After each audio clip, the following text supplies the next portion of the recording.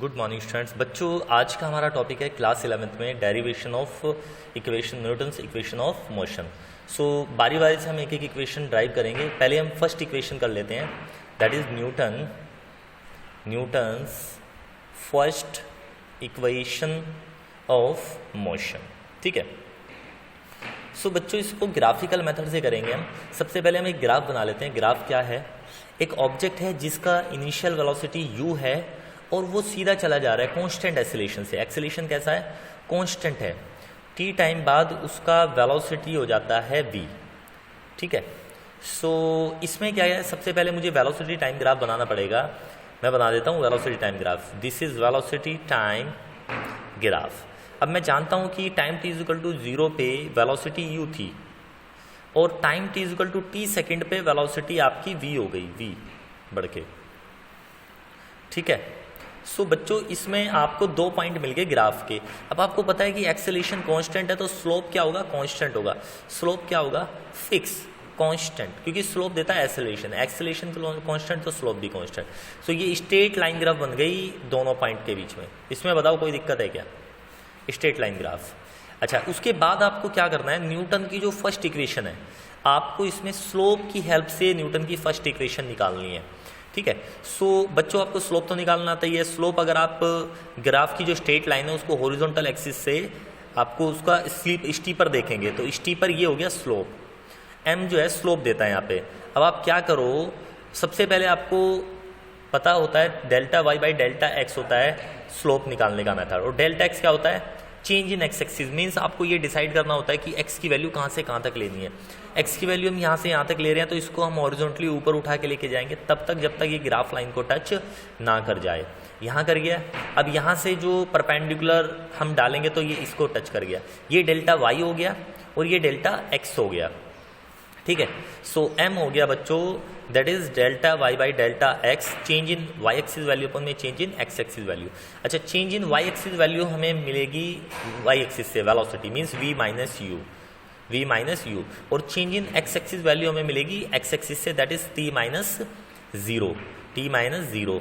अच्छा, स्लोप जो है हमें देता है वेलोसिटी टाइम ग्राफ में एक्सेलरेशन। हम इसको एक्सेलरेशन लिख देते हैं, that is v minus u by t। Cross multiplication करेंगे तो at is equal to v minus u, और आप u को इधर लेके आओ, u plus at is equal to v, और v इज इक्वल टू आ गया u प्लस at।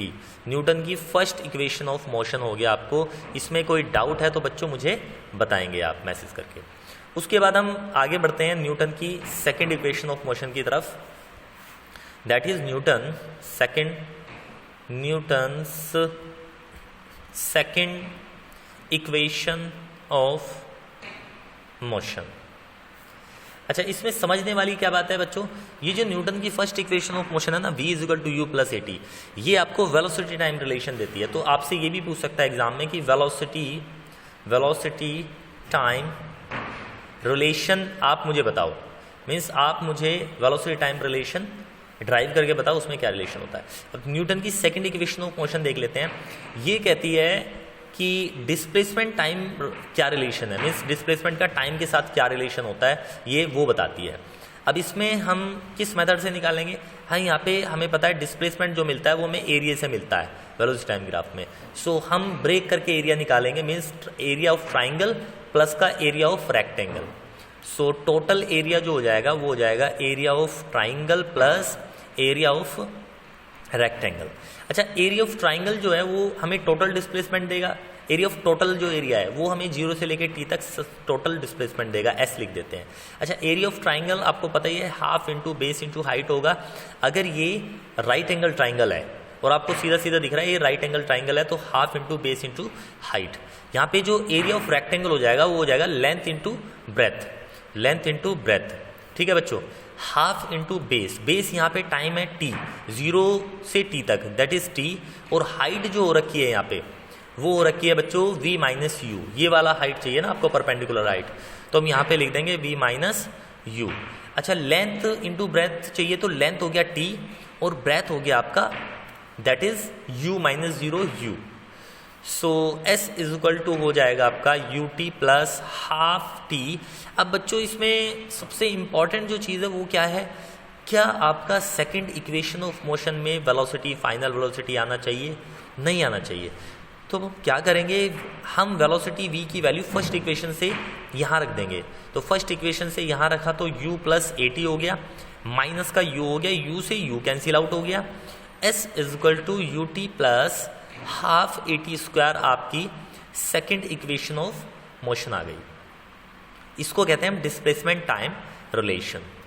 अब हम बच्चों आगे बढ़ते हैं न्यूटन की थर्ड इक्वेशन ऑफ मोशन की तरफ। न्यूटन की third equation of motion, Newton's third equation of motion. Newton third equation of motion क्या है बच्चों? ये बताती है हमें velocity displacement relation, velocity displacement relation. इसको कैसे ड्राइव करना है ध्यान से देखेंगे।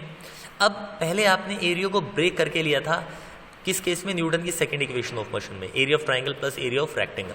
अब आप एरिया को कंप्लीट एक ले लो, तो एक अगर आप कंप्लीट एक एरिया मान के चलोगे तो आपको दिख रहा है बच्चों ये ट्रैपेजियम है, ट्रैपेजियम है। सो एरिया ऑफ ट्रैपेजियम का फॉर्मूला होता है half into sum of parallel side, sum of parallel side into perpendicular distance between them, into perpendicular distance between them. So ये हो जाएगा बच्चों half into sum of parallel side, parallel side आपको दिख रहा है यहाँ पे ये v माइनस जीरो है बच्चों, और ये u माइनस जीरो है, मीन्स v माइनस जीरो और u minus zero means v plus u हो गया आपका।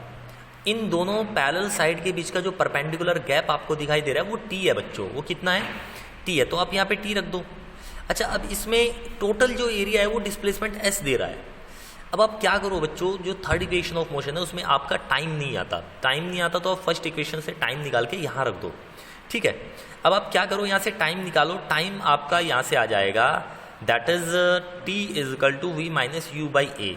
इस टाइम की जो वैल्यू आप यहाँ पुट कर दो, सो ये आपका हो जाएगा s is equal to half v plus u into v minus u by a. अच्छा, 2a को आप इधर लेके जाओ, 2as is equal to v square minus u square, u square को इधर लेके जाओगे तो u square plus 2as is equal to v square हो गया।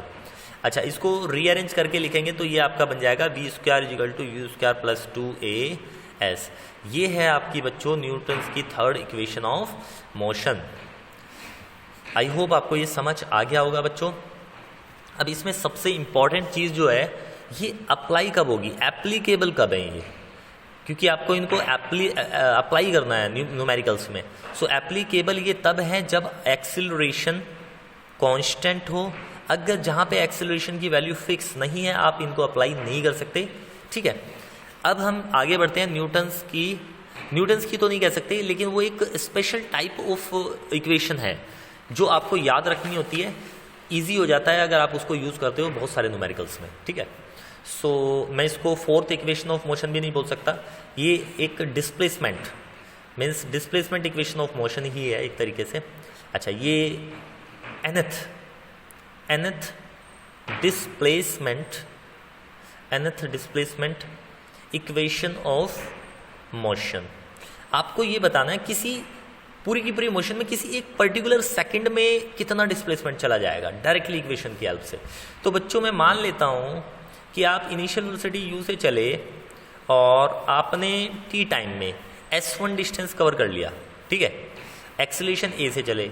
सो आपको ये बताना है अगर t टाइम में आपने s1 डिस्टेंस कवर किया, सो जो tth वाला सेकंड है मीन्स लास्ट वाला जो सेकंड है t माइनस 1 से लेके t सेकंड तक का जो टाइम पीरियड है उसके अंदर आपने कितना डिस्प्लेसमेंट चला ये बताना है, ठीक है।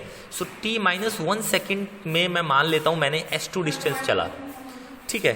तो nth डिस्प्लेसमेंट जो हो जाएगा वो हो जाएगा दैट इज s1 माइनस का s2। इसमें कोई प्रॉब्लम आपको बच्चों? अच्छा, अब आपको सबसे पहला जो काम करना है वो s1 की वैल्यू निकालनी है। s1 की वैल्यू हम न्यूटन की सेकंड इक्वेशन ऑफ मोशन से निकालेंगे। कैसे? s is equal to ut plus half at का स्क्वायर। सो s1 हो जाएगा बच्चों ut plus half at square, first equation होगी। अब आपको s2 भी निकालना है। s2 आपको दिखाई दे रहा है, s2 जो डिस्टेंस कवर की है हमने वो हमने t माइनस 1 सेकेंड में की है। सो t की जगह पे हम t माइनस 1 सेकेंड रखेंगे, बाकी सब सेम रहेगा। सो s2 हो गया ut माइनस 1 प्लस का हाफ ए टी माइनस 1 का होल स्क्वायर। एक काम करो, H2 को आप यहीं पे रीओपन कर लो, ये हो जाएगा यू टी माइनस का you plus half a t square plus 1 minus 2 T. ठीक है बच्चों, H2 हो गया you t minus u plus half a t square plus का हाफ ए। एक काम करो, 2 से 2 चला जाएगा आपका, 2 से 2 चला जाएगा, ये आ जाएगा माइनस का 80। ठीक है बच्चों, दैट इज माइनस का 80। अब आप क्या करो, यहाँ पे S1 और S2 की वैल्यू रख दो। सो एस nth हो जाएगा, that is S1 u t plus का half a t square minus H2 की वैल्यू रखोगे u t minus u plus half a t square plus का हाफ ए माइनस का ए टी। ठीक है, S nth is equal to हो जाएगा u t plus half a t square minus u t plus u minus half a t square minus half a plus a t. ठीक है, half a t square से half a t square चला जाएगा आपका और u t से u t चला जाएगा।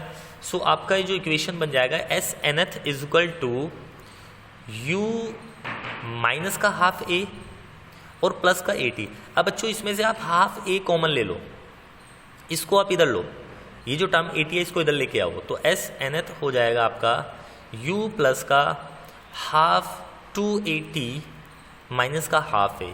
इसमें से हाफ ए कॉमन लो, S nth is equal to u plus half a, ये हो जाएगा आपका 2t माइनस का 1। So this is the equation of displacement travelled in nth second. ठीक है बच्चों, इसमें किसी तरह की कोई प्रॉब्लम है तो आप मुझे बताएंगे।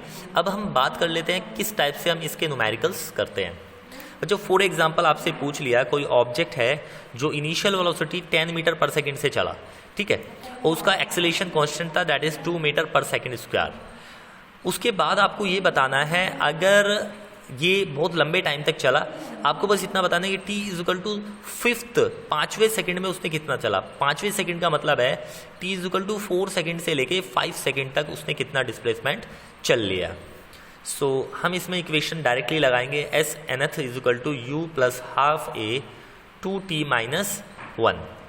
सो एस nth यू कितना हो जाएगा बच्चों, यू हो जाएगा 10 प्लस का हाफ, ए कितना हो जाएगा 2 इंटू टाइम कितना हो जाएगा दैट इज 5 माइनस का 1। So S fifth second is equal to 10 plus 2 से 2 कैंसिल आउट कर दो, 5 2 ज़ा 10, 10 माइनस 1 ये 9 आ गया। So displacement travelled in fifth second that is 10 plus 9 19 metre हो जाएगा बच्चों। इसमें किसी तरह की कोई प्रॉब्लम हो तो आप मुझे मैसेज करके बताएंगे। आपका होमवर्क है, इसके ऊपर बेस्ड जितने भी न्यूमेरिकल्स है वो आप करेंगे। ठीक है बच्चों, थैंक यू।